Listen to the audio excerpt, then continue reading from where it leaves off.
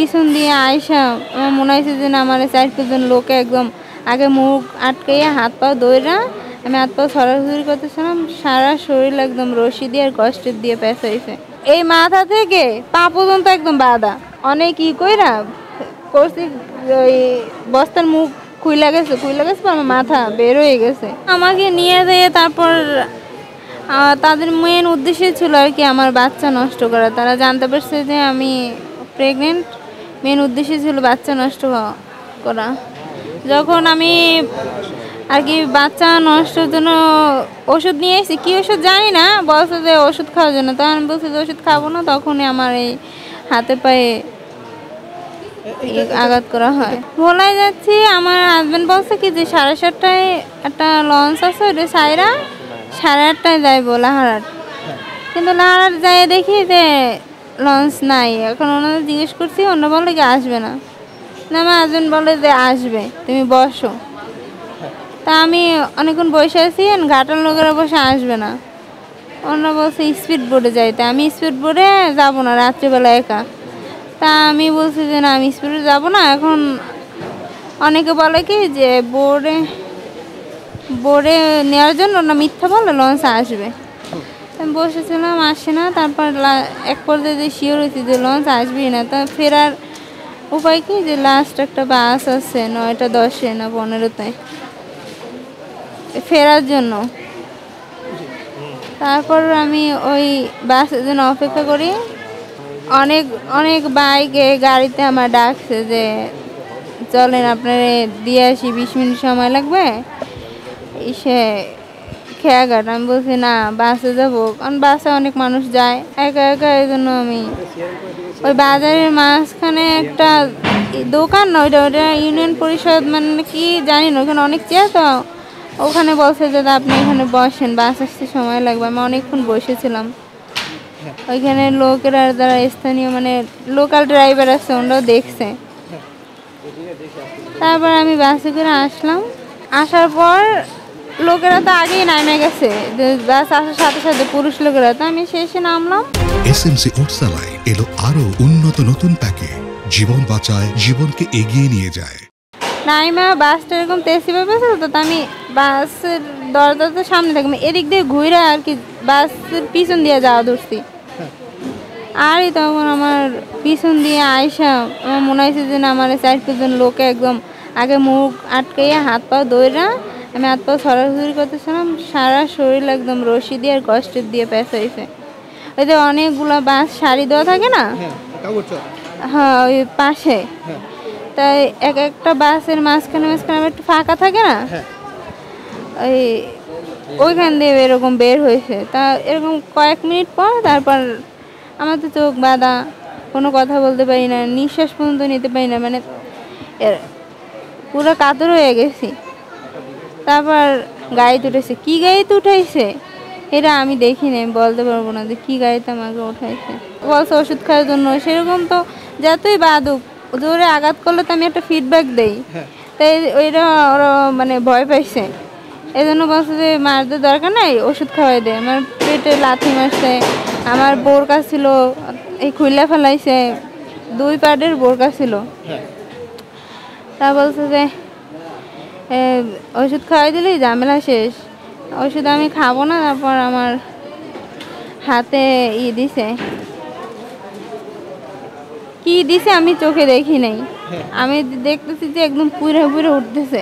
তা আমি বলছি যে তখন মানে আমি কথা তো বলতে পারি না, ওষুধ হ্যাঁ তখন আমি মানে একটা যে যা বলবো ওইটাই শুনবো এরকম একটা সম্মতি বসেছি। তারপর আমার করে ওষুধ মুখে দিয়ে দিতাম। ওষুধ তাও আমি গিলি নাই, ওষুধ মুখের মধ্যে রাইখে দিছি।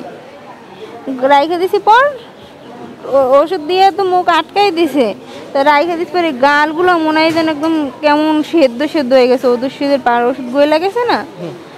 তারপর আমি করি নাই। তারপর আমি মানে অনেক করতেছিলাম, মানে কেমন গোংড়াইতেছিলাম। তারপর আমার বলছে যে মানে পানি ছাড়ছে, তা আমি পানি ডোকডোকাইয়া তাড়াতাড়ি খাইয়ে ফেলেছি। দেখলাম পানিটা অনেক তিতা। তারপর আমি মানে গাইনা ফালাইছি, এই সাথে সাথে আবার আমার পায়ে দিয়ে দিছে। তোর এসিড কি আমি বলতে পারি না, আমার বলে যে তোর তেজ এখনো কমে নাই, ওষুধ খালাচ্ছেন, বলে যে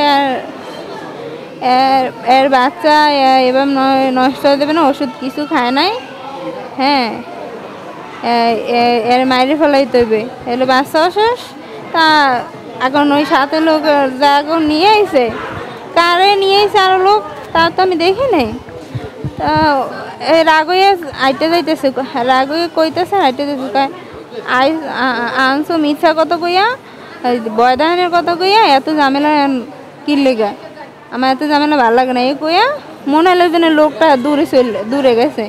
তো আমি তো ছিলাম এখানে, তারাও দূরে গেছে, যাইয়া কি বলতেছিল আমি শুনি। এখন শুনি বাইরের কোনো ব্যক্তি রাস্তার পথের মানে তাকে বলতেছে, ভাই এখানে আপনি কি করেন এত রাত্রে, কোনো সমস্যা এরকম কিছু বলছে। না না না এখন তারপর তারা গাড়িতে আইয়া কইতেছে যে ভাই এই রাস্তাটা সেরকম ঘোরাঘুরি করলে মানুষের সন্দেহ হয়, যা করতে হবে জটফট করতে হবে, রাস্তা ঘোরা যাব না, এই কই এবার আমার কোথায় কোথায় মানে গাড়ি চলতেছে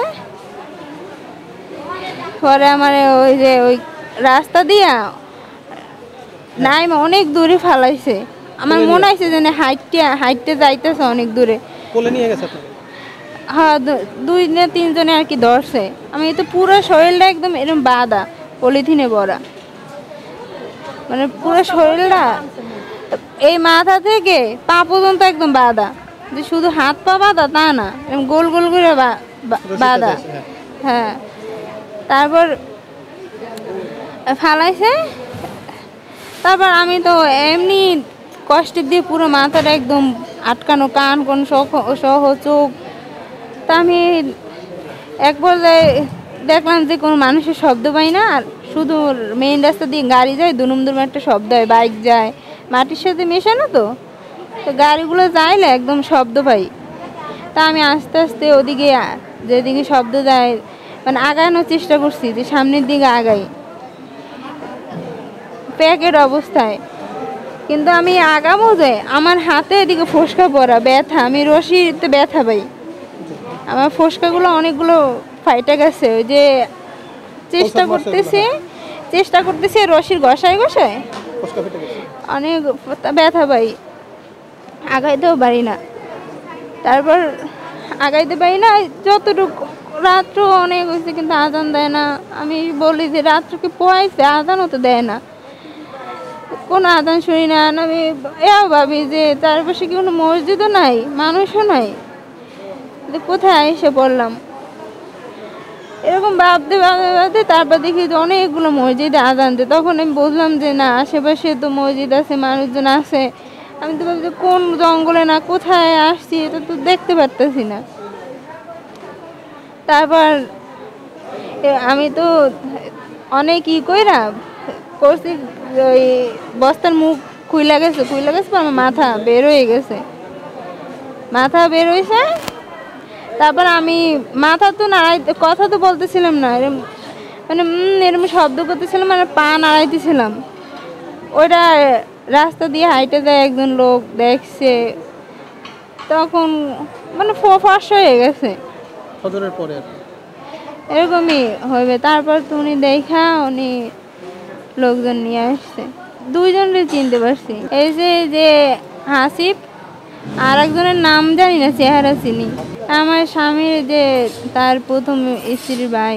আমার বিবাহের পর থেকেই আমাকে এই সংসার থেকে তারা মামলা মোকদ্দমা, মারধর, বিভিন্নভাবে অনেক ঝামেলা করছে। ওনাদের কারণে আমি শ্বশুরবাড়ি পর্যন্ত যাই না, যেতে পারি না, কারণ গেলে ওরা ঝামেলা করে। তো বলছি থাক, শ্বশুরবাড়ি একদিন তো যেতেই পারবো। আমি স্বামীর সাথে বলা রয়েছে আমার শ্বশুরবাড়ি আমি যাই না, বন্ধ দিয়ে দিছি, যাই না, থাকি ভোলা। আমার স্বামী ছাড়া আর আমার বাসার লোক ছাড়া কেউ জানে না। এইটাই তো প্রশ্ন, যে জানলো কিভাবে? আমার সন্তান কি নষ্ট করতে চাইবে, এরকম মনে হয়। এখন একটা দ্বিধার মধ্যে আছি, কিন্তু জানলো কিভাবে, এটাই হচ্ছে কথা। এমনকি এই যে তার পূর্ব স্ত্রী আমার সামনাসামনি থ্রেট দিয়েছে, আমার এক ননদা মারা গেছে, সেখানে গেছি, আমার সামনাসামনি মানে একটা খারাপ ভাষা কইয়া তোর পেটে কুত্তা কেমনি পৃথিবীতে দেখবো। এমন কি আমার স্বামী তো এখন কিছু বোঝে না, বলে না, ওনারা নিজেরাই পর্যন্ত ছেড়ে দিছে যে বাচ্চা হইলে বাচ্চার বাপরে খুঁজে পাওয়া যাইব না, বাচ্চা হইলেই হইবে, মানে তারা চায়, মানে এরকম একটা ভয় পাইছে যে বাচ্চা হয়ে গেল তো এই মেয়ের আর কোনোভাবে সরান যাইবে না। আমাদের সম্পর্ক হয়েছে, তারপর তার পারিবারিকভাবেই আমাকে মাইনে নিছে। আমার দেবরে উপস্থিত থাইকে আমাদের বিয়ে রেজিস্ট্রি করছে। আইন এটা বিচার বিবেচনা করে যেই প্রাপ্য শাস্তি সেটা দেবে। আমার ওয়াইফে তার বাবার বাড়িতে বেড়াইতে আসছিল ডাক্তার দেখাইতে, পরে গতকালকে শিবুলা যাওয়ার জন্য রওনা হয়েছে, লঞ্চ পানে ওর সে ব্যাক করছে। তো বাস থেকে যখন কাগড়চর নামছে, ওখান থেকে কতিপয় ব্যক্তি তাকে হাত পা বেঁধে মুখ বেঁধে তাকে অনেকক্ষণ গাড়িতে ঘুরে রাস্তা সাইডে ফেলাই গেছে। হাসিফ নামে এক লোক বসে যে হাসিফ ফেলাইছে। আগে তাদের সাথে একটা ছিল, ওই ঈদের ফেলাইছে কিনে তাগুলো আগে আমাদের একটা ঝামেলা ছিল, বোঝানো আর কি, হয়তো সেটা হতে পারে। ফোন দিয়েছে যে তুমি বোলা আসো, তোমার আউগাই নিম বেদুর দিয়া। আমার মাই অসুস্থ, বাচ্চা হইবে তো অসুস্থ, যাইতে চায় না 3 মাস। হ্যাঁ না তুমি আও, তোমার আগাই নিব। এই আমাকে মা, তাই তোমার জামাই রান্ধতে খাইতে কষ্ট হয়, তাহলে মরতেও যাই। এই কইয়া এবার আমি লঞ্চ গাড়ি দিয়ে ট্রলারে উড়াইয়া, ট্রলার দিয়ে ওপার গেছে, এই দেখে আমি বাসায় চলে আইছি। তারপর যাইয়া জামাই ফোন দেয় যে আম্মা মারিয়ার ফোন দিয়ে বন্ধ, মারিয়া কি বাসায় গেছে? হ্যাঁ আমি কই না, মারিয়া তো বাসায় আয় না, এই আমি ফোন দিই বন্ধ, খালি বন্ধ। এখন জামাই ওই পাশে বিরছে আয়, আর আমি এই পাশে লঞ্চ গাড়ি গেছি, লঞ্চ গাড়ি দিয়ে সেই ওপার গেছি। এই যে জামাই আগে বিয়ে করে যে বউ ছাড়িয়ে দিয়েছে, সেই বউর ভাই আর বউ আর একটা চাচাতো ভাই, এরা আমার মাইয়ারে মানুষ এই বাচ্চা নষ্ট করে মারি হেলাইতেছে। ওর স্বামী নাম হলো মশিউর রহমান, তার বাড়ি উজিরপুরে, সে ব্যবসা করে সম্ভবত ভোলাতে স্বামীর কাছে রওনা করছিল। কালকে সন্ধ্যা হয়ে গেছে, লঞ্চ ফেল করছে চরকাউয়া থেকে গাড়িতে উঠে উনি লাহারা কাটছিল, ওখানেও লঞ্চ ফেল করার পরে আবার চরকাউয়া চলে গেছে। ওখানে তার যে স্বামীর আগের ডিভোর্সকৃত স্ত্রী, সে সম্ভবত ওকে মানে তার লোকজন নিয়ে তার মুখ চেপে ধরে গাড়ি উঠে কোথাও করতে নিয়ে গেছে। যে চিহ্ন দেখা যায়, ক্ষত চিহ্ন আছে পায়ে বা হাতে, এটা কি পোড়ার চিহ্ন না অন্য কোনো কেমিক্যাল প্রয়োগ করা না অন্য কিছু, সেটা ডাক্তার পরীক্ষা করে মতামত না দিলে বলতে পারবে না। আর ও যদি সুস্থ হয়ে কিছু বলতে পারে তাহলে বুঝা যাবে। আমারও সেটা প্রশ্ন ছিল, যেহেতু তাই সুস্থ হোক, হওয়ার পরে আসুক, তারপরে এটা